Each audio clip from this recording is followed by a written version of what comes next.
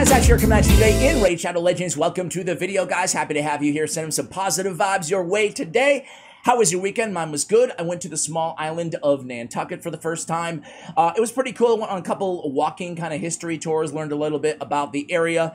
And yeah, overall, I'm pretty happy to be back home, though, in front of the computer today. It is really, really hot out there. It's only like 85 degrees Fahrenheit here where I am, but the humidity is just stifling right now. How's the weather? How's the weather, guys? Some weather talk to start this channel out. Riveting stuff, I tell you what. Today we're going to talk about the guaranteed champion summoning event coming in tomorrow. Should you pull for it? What's the deal with Ragash? Is it Ragash, guys? Get excited about Ragash. No, Ragash. I think I just want to emphasize the Ash. It's just like a subconscious thing. Either way, guys, he's the Wolverine of the new Tigers they've been adding to the game here. Really cool look about this champion aesthetically. I like him. I really like the aesthetics on Ragash. So is this guy good? Yes. Let me just cut to the end. He's good. Now, we're going to have a double legendary event likely next weekend, right? A double summoning event on Ancient Shards.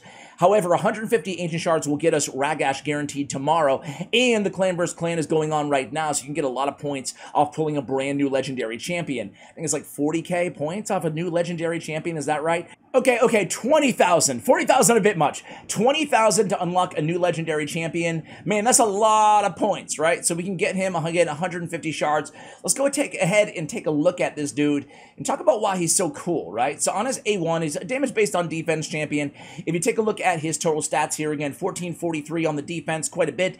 HP is average for a defense-based champion, 18k. And then we have 102 on the speed. Overall, his aura, by the way, also his defense in all battles by 30%. So already getting us some utility. Basically, anybody can utilize the defense in all battles. It works, well, everywhere. On his A1, damage based on defense, this guy has pretty decent multipliers. Actually, let's start by looking at his multipliers. Gonna go ahead and pull up hellhades.com here. And of course, they do have all the champion multipliers in the background. So they give him a 1.8 defense godlike damage rating on his A1. They give him a 4.3 godlike damage rating on his A2. That's one of the hardest hitting defensive abilities out there inside the game, guys. So can definitely put out some damage on top of everything else he's bringing to the table. So know that first and foremost. We have an increased defense on this champion on his A1.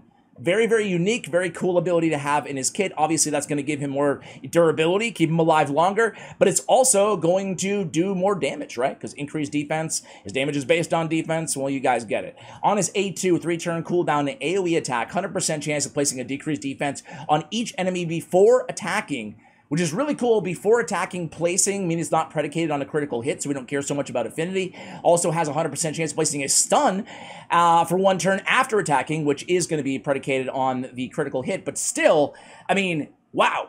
That's a lot in one skill, right? 3-turn cooldown, 4.3 defensive multiplier, so it's hard hitting. 3-turn, guaranteed stun, well, 100% stun, guaranteed decreased defense.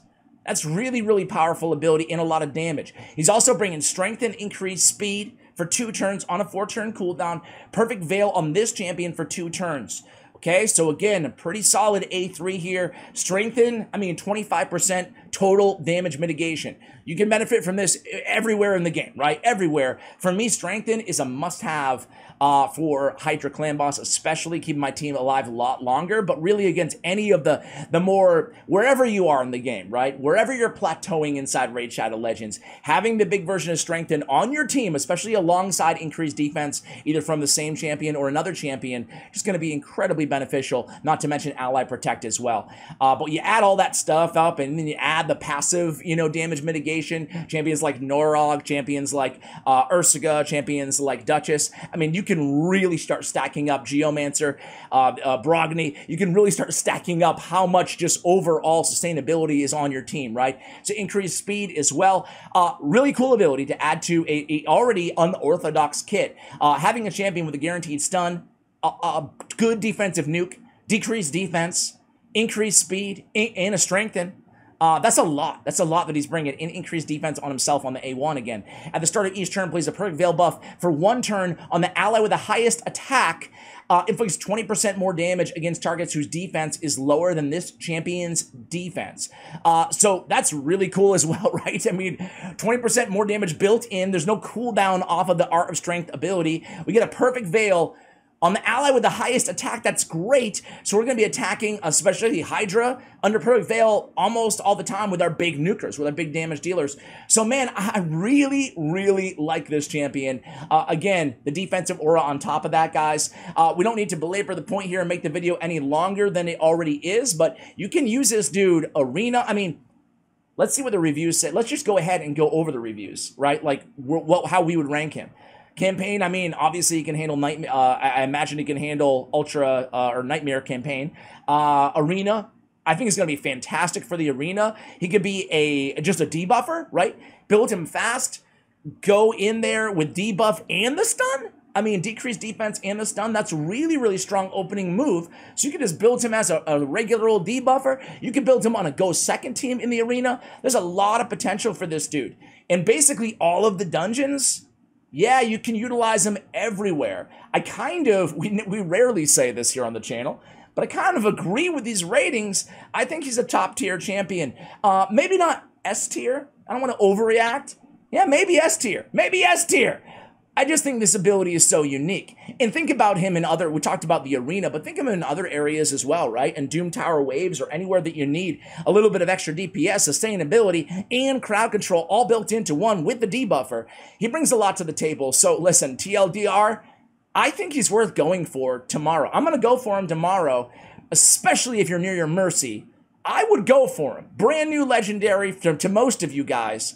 If you already have him, let us know how you feel about him in the comments below. But I'm excited about it, guys. Ragash, welcome to the squad. Let me know if you want to see a guide after I pull him tomorrow. Let me know if you want me to record that or not. I kind of pledged to you guys that I would only do the shard opening videos on double chance events. Because really, for the majority of you guys, I mean, unless you really want to get Ragash, who I think everybody can benefit from, most of the time, let's put it this way, 99% of the time, a 0.5% chance of pulling a legendary out of a ancient shard. I mean, granted, it's going to be a little bit higher, right? Because essentially, it's going to be a 0.75 because we're guaranteed after 150.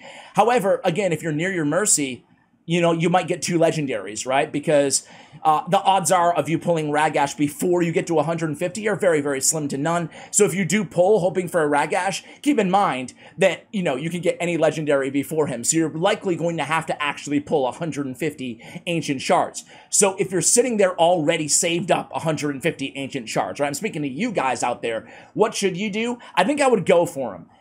If you're not a big spender in this game, and you have no ancient shards, and they hit us with $300 to buy Ragash tomorrow worth of ancient shards, then I would probably just hold off till a 2-time a chance event. I don't know, guys. What are you planning to do? Let me know in the comments below. Thank you for watching, and as always, take care, guys.